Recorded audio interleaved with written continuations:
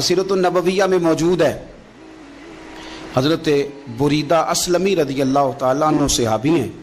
वो फरमाते हैं कि जब अबू जहल ने ऐलान किया ना कि जो माज़अल्लाह सुम्मा माज़अल्लाह नकले कुफ्र कुफ्र न बाशद, हुजूर हिजरत करके मक्का मुकरमा से मदीना तैयबा जा रहे, तो जो सैयद आलम सल्लल्लाहु अलैहि वसल्लम को गिरफ्तार करेगा उसे 100 सुर्ख ऊँट दिए जाएंगे।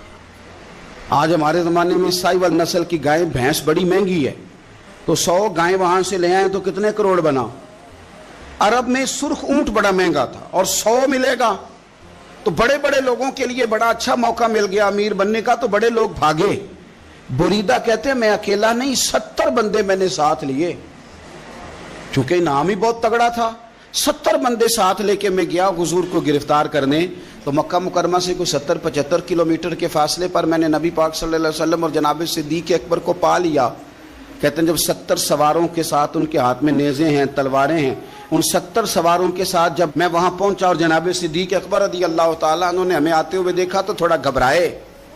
कहते हैं सिद्दीक़ अकबर घबरा रहे थे कि 70-71 बंदे आ गए, पर हुजूर ज़ेरे लब थोड़ा थोड़ा मुस्कुरा रहे थे। हुजूर ज़ेरे लब थोड़ा थोड़ा मुस्कुरा रहे थे और नबी पाक सल्लल्लाहु अलैहि वसल्लम बड़े इत्मीनान के साथ बैठे। बुरीदा आ गए और जब आके खड़े हुए ना तो हुजूर ने पूछा तुम्हारा नाम क्या है?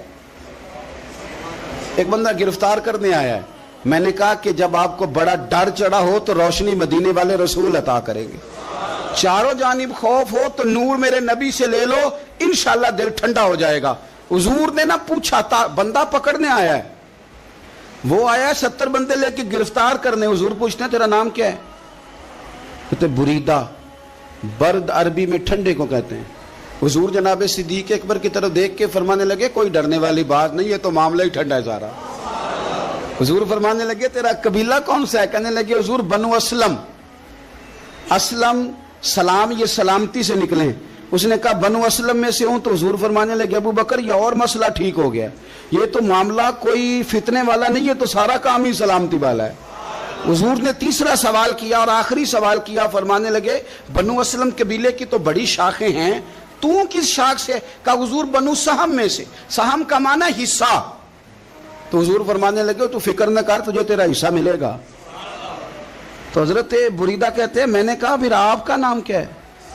तो हुजूर फरमाने लगे मैं वो मोहम्मद हूं जिसे अल्लाह ने अपना रसूल बना के भेजा है। मैं वो मोहम्मद हूं सल्लल्लाहु अलैहि, जिसे अल्लाह ने अपना रसूल बना के भेजा है।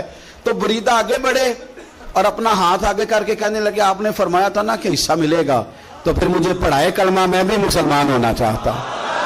मिल गया हिस्सा। हुजूर रूटीन की बातचीत करें तो अल्लाह हिदायत अता कर देता। रूटीन की बातचीत करें तो भाई जो एज ए स्पेशल हुजूर का दीन सीखे, जो गौर करके सीखे। हर परेशानी आपकी, हर, और यार बंदों की नहीं जानवरों की भी, सिर्फ बंदों की नहीं जानवरों की भी। और तरगीब व तरहीब देखिए, और आला हज़रत फाज़िल बरेलवी रहमतुल्लाह अलैह की अल अमन वल उला देखिए।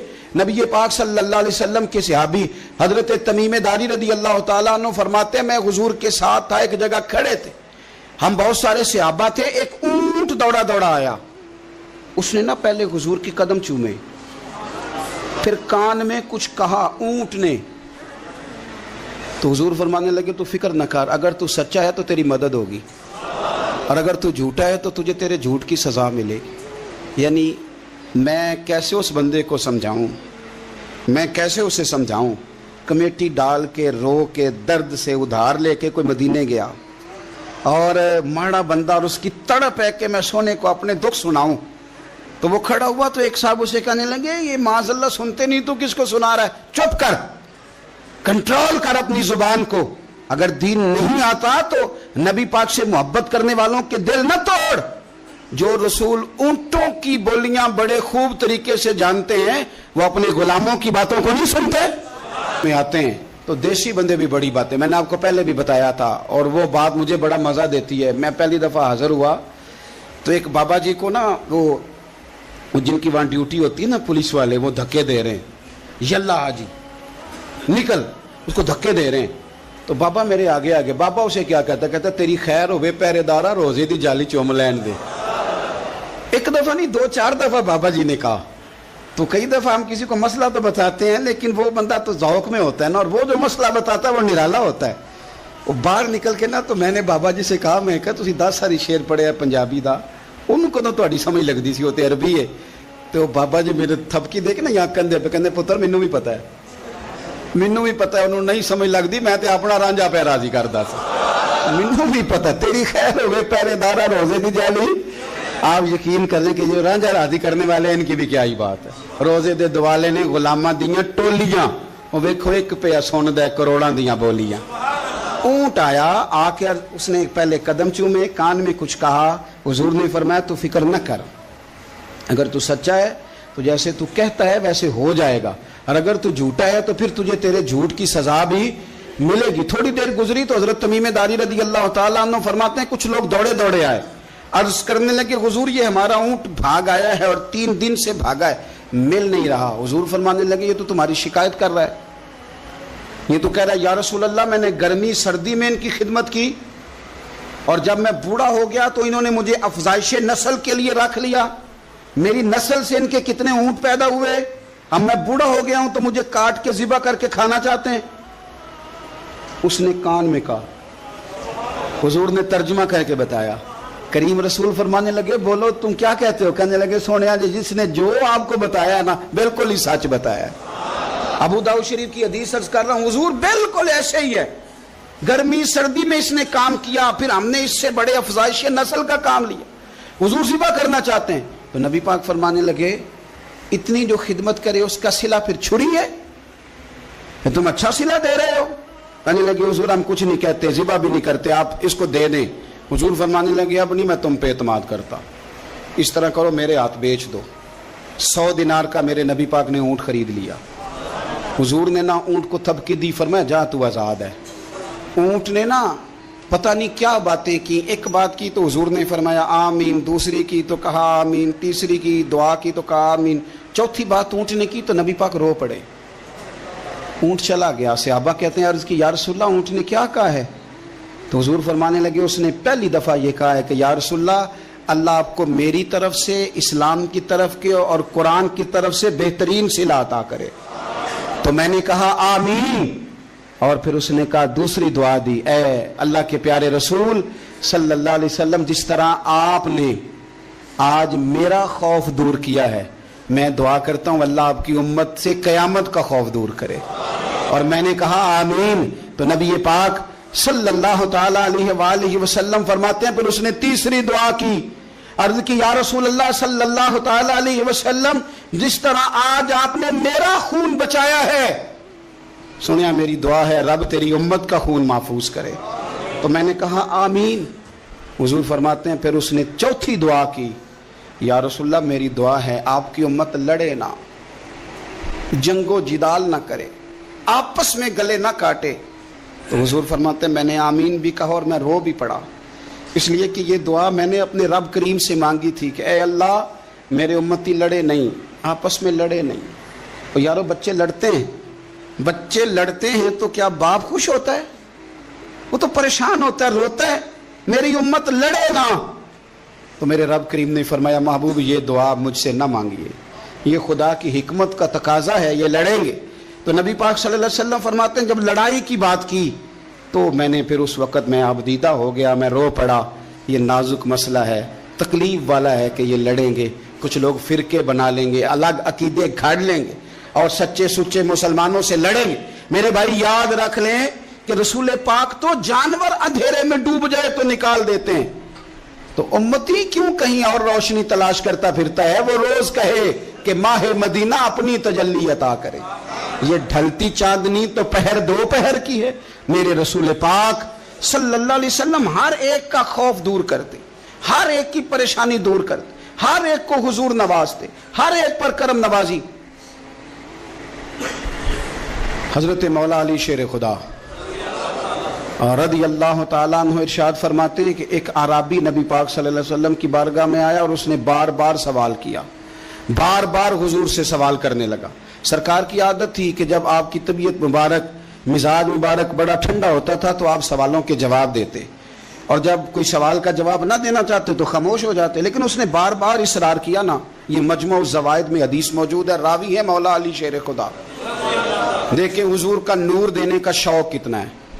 نبی پاک صلی اللہ تعالیٰ علیہ وسلم سے جب اس اعرابی نے بار بار سوال کیا نا، تو پھر حضور خود فرمانے لگے چل پھر مانگ، تو کیا مانگتا ہے؟ مولا علی فرماتے ہمیں بڑا رشک آیا، ہمیں بڑا ناز آیا، ہم نے کہا کیا بات ہے؟ حضور نے فرمایا مانگ، کیا مانگتا ہے؟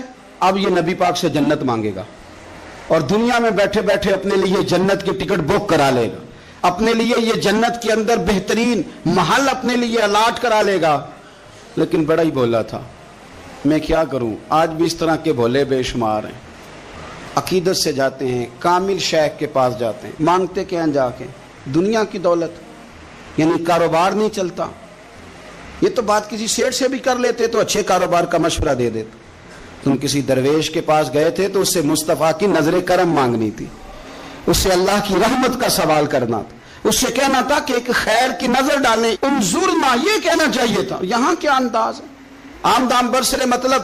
مولا علی شیر خدا فرماتے ہیں ہمارا خیال تھا جنت مانگے گا، پر بڑا بھولا آدمی تھا، کہنے لگا یا رسول اللہ صلی اللہ علیہ وسلم میں نے سفر کرنا ہے، مجھے سواری کے لیے ایک اونٹ دے دیں۔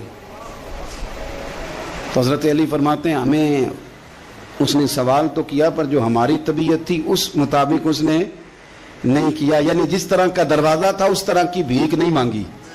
اس نے اونٹ مانگا، حضور نے فرمایا چل دیا تجھے، گویا حضور نہ اندھیرے دور کرنا چاہ رہے ہیں اس کے، فرمایا چل اونٹ دے دیا، اب تو کچھ اور بھی مانگ لے۔ حضرت علی کہنے لگے لو بڑے نصیب والا، ایک چانس اور ملا ہے۔ تو کہنے لگا حضور اس طرح کریں، جو اونٹ پر کجاوا باندھا جاتا ہے وہ بھی دے دے۔ تو حضرت علی شیر خدا فرمانے لگے ہم نے کہا تیرا اللہ بھلا کرے، تو کہاں اڑ گیا ہے؟ حضور نے نا مسکرا کے ایک تیسرا موقع دیا، فرمایا چل تجھے کجاوا بھی دیا، کچھ اور مانگ لے۔ کہنے لگا حضور سفر بڑا لمبا ہے، آنے جانے کا خرچہ بھی دے دے۔ تو سرکار دو عالم صلی اللہ علیہ وسلم مسکرائے، فرمایا جا تجھے دیا۔ پھر حضور نے ایک مثال بیان کی اور فرمایا تجھ سے تو بنی اسرائیل کی وہ بوڑھی ہی اچھی تھی۔ یا رسول اللہ کون سی؟ فرمایا حضرت موسیٰ علیہ السلام جب اپنے وطن سے ہجرت کر رہے تھے، گھوڑوں پر بیٹھے، اونٹوں پر بیٹھے، لیکن اونٹ گھوڑے جاتے نہیں تھے، واپس لوٹتے تھے۔ تو حضرت موسیٰ علیہ السلام نے عرض کی اللہ یہ جاتے کیوں نہیں؟ تو رب کریم نے فرمایا اس لیے نہیں جاتے کہ جہاں سے آپ ہجرت کر رہے ہیں نا، وہاں ایک جگہ پہ حضرت یوسف علیہ السلام کا تابوت دفن ہے، جناب یوسف علیہ السلام کی قبر مبارک ہے، آپ وہ تابوت بھی نکال کے ساتھ لے جائیں۔ یہ اگر رب نے بتا دیا تو اللہ یہ بھی تو بتا سکتا ہے نا کہ قبر کہاں ہے۔ یہ بتا دیا تابوت کہاں، یہ نہیں بتایا، تابوت لے جائیں یہ نہیں بتایا کہاں ہے۔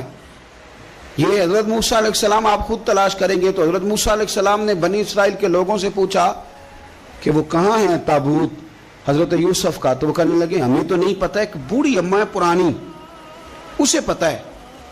حضرت موسیٰ علیہ السلام اس بوڑھی سے ملے تو فرمایا بتا دے کہ وہ تابوت کہاں ہے، حضرت یوسف کی قبر کہاں ہے۔ آج لوگ کہتے ہیں مزاروں پہ نہیں جانا چاہیے، تو پڑھو نا یہ حدیث کھول کے، نبی پاک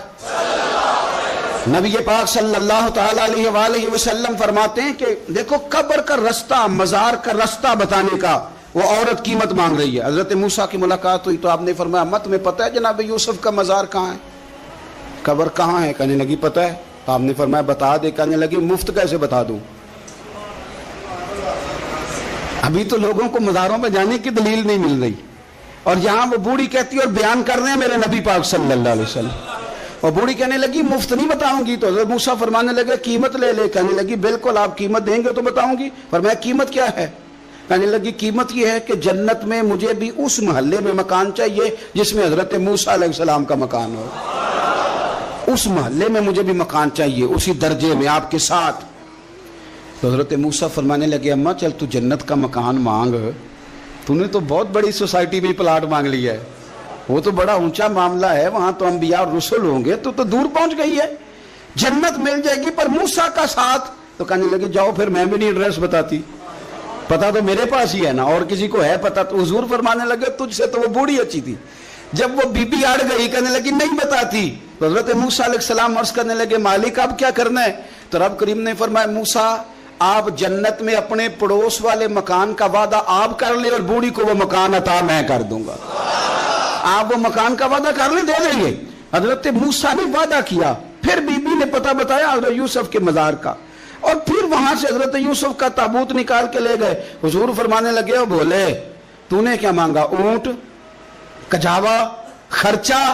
اور کاش میں نے تجھے کہا تھا تو نے کچھ مانگا ہوتا. میرے رسول پاک اپنی امت کی توجہ دلاتے ہیں.